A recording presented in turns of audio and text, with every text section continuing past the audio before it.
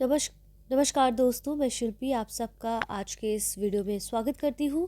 Good morning everyone. I hope आप सब ठीक होंगे और रेगुलर इन क्लासेस को देख रहे होंगे। बात करें आज के लेक्चर की, तो यहाँ पर लेक्चर 20 को आज हम देखने वाले हैं। ये घटना चक्र पर बेस्ड है। मैं सोच रही हूँ कि नेक्स्ट लेक्चर से at least next to next lecture से कोशिश की जाए कि ओवरऑल हिस्ट्री का क्विज़ लेकर आया जाए, ना कि सिर्फ एंशिएंट हिस्ट्री का। ओवरऑल क्विज़ में हिस्ट्री का क्या होगा, उसमें एंशिएंट भी होगा, मिडाइवल भी होगा और मॉडर्न भी होगा। ठीक है, टाइमिंग आपका यही 10 बजे रहेगा, तो उसमें बाकी के हिस्ट्री का पार्ट भी डाल दिया जाएगा। फिलहाल जो लोग मुझे नहीं जानते, मुझे आप फॉलो कर सकते हैं मेरे इंस्टाग्राम चैनल पर। कोई क्वेरी है तो यहाँ पूछ सकते हैं। आप मुझे मेरे टेलीग्राम चैनल पर यहाँ पर फॉलो कर सकते हैं, ग्रुप को ज्वाइन कर सकते हैं। यहाँ पर मेरे द्वारा जो भी आज तक पढ़ाया गया उन सबके PDF और लिंक्स इत्यादि आपको अवेलेबल हो जाएंगे। पहले प्रश्न पर आते हैं। भारत के प्राचीनतम प्राप्त सिक्के कहाँ कौन से थे? तांबे के थे, सोने के थे, रांगा के थे, चांदी के थे। आप देखिए कि भारत के जो प्राचीनतम से सिक्के मिले हैं वो आहत सिक्के यानी कि पंचमार्क सिक्के थे, जो चांदी के बने थे और इनके ऊपर ठप्पा देकर निशान बनाए जाते थे, इसलिए उन्हें आहत सिक्के या पंचमार्क सिक्के कहा जाता था। ठीक है, इसका प्रश्न का उत्तर ऑप्शन डी हो जाएगा। निम्नलिखित में से कौन सा सही सुमेलित नहीं है? अंग, चंपा, कौशल, अहिछत्र, वत्स, कौशाम्बी, मत्स्य, विराटनगर। तो यहाँ पर देखेंगे कि यहाँ पर कह रहे हैं कि कौशल महाजनपद की राजधानी साकेत और श्रावस्ती थी। ठीक है, बाकी के ऑप्शंस आपके करेक्ट है, लेकिन कौशल की जो राजधानी कह रहे हैं वो अहिछत्र नहीं, बल्कि आप देखेंगे कि उत्तरी पांचाल की राजधानी अहिछत्र और दक्षिणी पांचाल की राजधानी कांपिल्य थी, और बाकी के विकल्प आपके सही है, यानी कि कौशल महाजनपद की राजधानी साकेत और श्रावस्ती थी। यानी कि इस प्रश्न का उत्तर ऑप्शन बी हो जाएगा। अगला प्रश्न है, सूची 1 और सूची 2 को सुमेलित कीजिए। सूचियों के नीचे दिए गए कूट की सहायता से सही उत्तर चुनिए। एक तरफ राजा और दूसरी तरफ उनके राज्य दिए गए, जैसे प्रज्ञोत का भगद, उदयन का वत्स, ठीक है, प्रसेनजित का अवंती, अजातशत्रु का कौशल। तो हमें देखना है जो प्रज्ञोत राजा है उनका राज्य अवंती है। ठीक है, और उदयन राजा का जो राज्य है वो वत्स है। इसका प्रसेनजित का जो राज्य है वो कौशल है। ठीक है, अजातशत्रु का जो राज्य है वो बगध है, बगध है एक्चुअली। ठीक है, तो यहाँ पर इस तरह के ऑप्शन, तो अब देखिए यहाँ पर सही मिलान इसका क्या होगा, ऑप्शन सी हो जाएगा इस प्रश्न का उत्तर। ठीक है, समझ आ रहा है? आगे बढ़ते हैं। अभिलेखनीय साक्ष्य से प्रकट होता है कि नंद राजा के आदेश से एक नहर खोदी गई थी, अंग में, बंग में, कलिंग में और मगध में। तो चंड प्रद्योत, ये प्रश्न के ऊपर जो दिया गया है, अभिलेखीय साक्ष्य से हमें क्या प्रकट होता है, तो यहाँ देखेंगे कि खारवेल के हाथी गुफा अभिलेख से नंद राजा महापद्म नंद की कलिंग विजय सूचित होती है। इसके अनुसार नंद राजा जिनसेन की एक प्रतिमा उठा ली और उससे कलिंग के एक नहर का निर्माण कराया गया था। यानी कि इस प्रश्न का उत्तर ऑप्शन सी हो जाता है। चंड प्रज्ञोत किस प्राचीन गणराज्य के राजा थे? आपके ऑप्शन से काशी, अंग, अवंती, वज्जी। तो चंड प्रज्ञोत अवंती का शासक था और बुद्ध काल में अवंती की राजधानी उज्जैनी थी।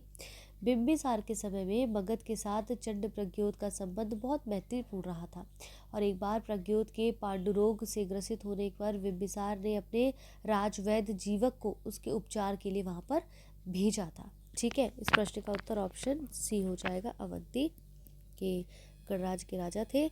उज्जैन के प्राचीन काल में क्या नाम था? तक्षशिला, इंद्रप्रस्थ, अवंतिका, इनमें से कोई नहीं।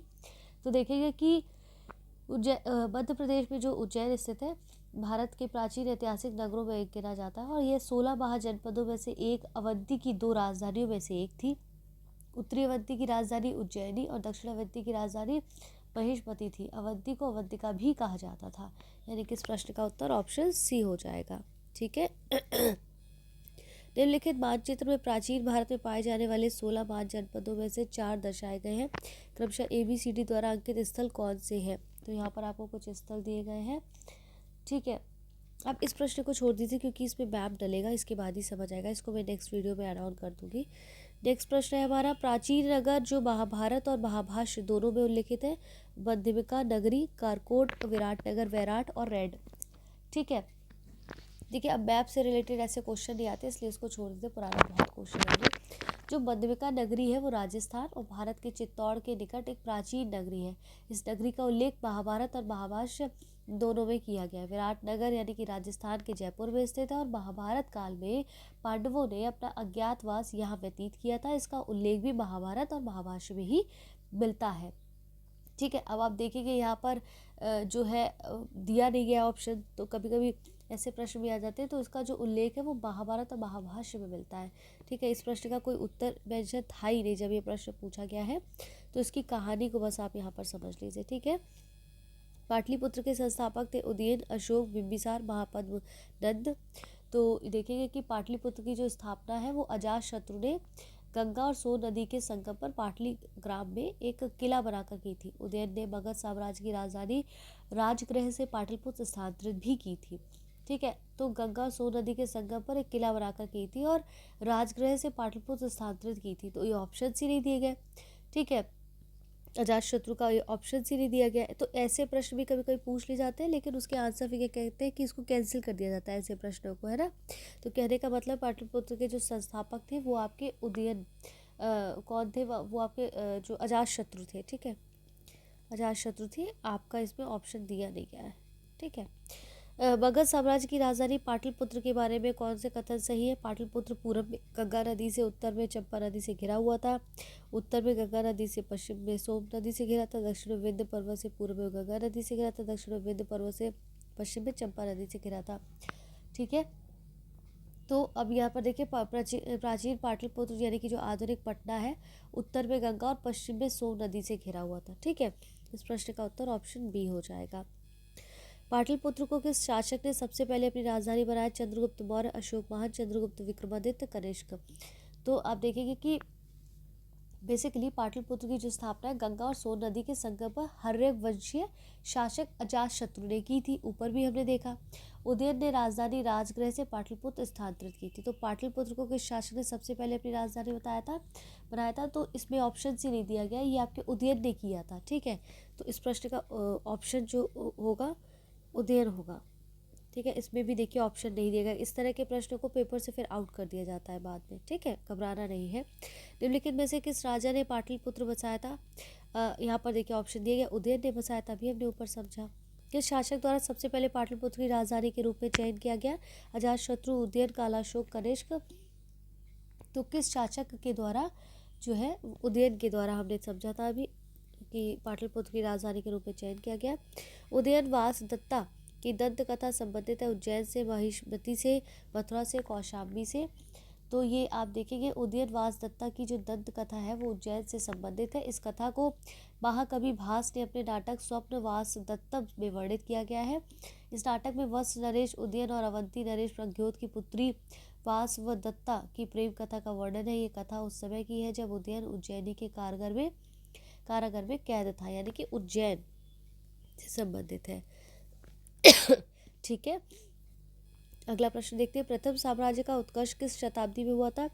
ईसा पूर्व चौथी शताब्दी, ईसा पूर्व छठी शताब्दी, ईसा पूर्व दूसरी शताब्दी, ईसा पूर्व पहली शताब्दी। तो प्रथम मगध साम्राज्य का उत्कर्ष ईसा पूर्व छठी शताब्दी में हुआ था और इस साम्राज्य की महत्ता का वास्तविक संस्थापक राजा बिंबिसार था। वह हर्यक कुल से संबंधित था। ठीक है, तो यानी कि यहाँ पर ऑप्शन बी हो जाएगा आपका। ठीक है, निम्नलिखित में से कौन सा एक ईसा पूर्व छठी शताब्दी में प्रारंभ में भारत का सर्वाधिक शक्तिशाली नगर राज्य था। गांधार, कंबोज, काशी, मगध। तो आप देखेंगे कि ईसा पूर्व छठी शताब्दी के प्रारंभ में मगध भारत का सबसे ज़्यादा शक्तिशाली नगर राज्य था। कई जातकों में इसके समकालीन शहरों की तुलना में इसकी समृद्धि और संपन्नता ज़्यादा साक्ष्य में मिलते हैं। और मगध की कौशल अंक और काशी के साथ लंबी प्रतिद्वंद्विता भी थी। इसमें सर्वोच्चता के लिए लंबा संघर्ष भी चला और मगध जो है सफल रहा था। तो कहने का तात्पर्य कौन सा सर्वाधिक शक्तिशाली नगर था, मगध था। तो ऑप्शन डी हो जाएगा। प्रारंभिक गणतंत्र में कौन सा नहीं था। शाक्य, लिच्छवी, यौदेव और उपयुक्त सभी। देखिए बुद्ध काल में क्या हुआ कि गंगा घाटी में कई गणराज्यों के अस्तित्व के प्रमाण मिलते हैं, जैसे कि कपिलवस्तु के शाक्य, सुमसुमार गिरी के भग्ग, अलकप के बुल्ली, केसपुत्र के कालव, रामगाम के कोलिय, कुशीनगर के मल्ल, पावा के मल्ल, पिब्बिलन के बोरिय, वैशाली के लिच्छवी और मिथिला के विदेह। तो यौदेय गणतंत्र का पहला उल्लेख पाणिनि ने किया था। किसका, यौदेय। ठीक है, इस प्रश्न का उत्तर ऑप्शन सी हो जाएगा। विश्व का पहला गणतंत्र लिच्छवी के किसके द्वारा स्थापित किया गया था। तो ये लिच्छवियों के द्वारा विश्व का पहला गणतंत्र जो है स्थापित किया गया था। वैशाली बुद्ध काल का सबसे बड़ा और शक्तिशाली गणराज्य था। लिच्छवी बज्जी संघ में सबसे प्रमुख था। ठीक है, ईसा पूर्व 6वीं शताब्दी में विश्व की प्रथम गणतंत्रात्मक व्यवस्था कहाँ थी? Athens, Sparta, Vaishali, Pataliputra. तो आप देखेंगे कि यहाँ पर पूछ रहे हैं कि ईसा पूर्व 6वीं शताब्दी में विश्व की सबसे पहले गणतंत्रात्मक व्यवस्था कहाँ थी? वैशाली में थी। अभी हमने ऊपर भी समझा था, इसको एक्सप्लेन किया था। नेक्स्ट है आपका, निम्नलिखित में से कौन सा युग उपयुक्त जोड़ी है? पार्श्वनाथ, जंत्रिका, बिंदुसार, शाक्य, स्कंदगुप्त मौर्य, चेटक, लिच्छवी। ठीक है, तो राजा चेटक जो है वो लिच्छवी गणराज्य के राजा थे। इनकी पुत्री चेल्ला का विवाह मगध नरेश बिंबिसार से हुआ था और लिच्छवी वज्जी संघ के प्रधान वंशों में से एक था। ठीक है, तो कहने का तात्पर्य है कि यहाँ पर कौन सा युग जोड़ी सही जो है उपयुक्त जोड़ी है वो चेटक और लिच्छवी की जोड़ी यहाँ पर जो है करेक्ट दी गई है, ऑप्शन डी। बाकी के गलत थे क्योंकि राजा चेटक लिच्छवी गणराज्य के राजा थे। इनकी पुत्री चेल्ला का विवाह मगध नरेश बिंबिसार से हुआ था। ठीक है, समझ आ गया यहाँ पर। चलिए ठीक है, फिलहाल के लिए आज की इस वीडियो को यहाँ पर समाप्त करते हैं। प्लीज़ वीडियो को लाइक करना ना भूलें, वीडियोस को शेयर करना बिल्कुल ना भूलें। चैनल को अब तक आपने सब्सक्राइब नहीं किया है तो प्लीज़ सब्सक्राइब करें और लोगों के साथ ज़्यादा से ज़्यादा शेयर करें। अपने सोशल मीडिया हैंडल पर वीडियोस को लगाएं ताकि और भी लोग इसके साथ कनेक्ट करें। इतनी जो मेहनत आपके लिए की जा रही है वो सही व्यक्ति तक पहुँचे।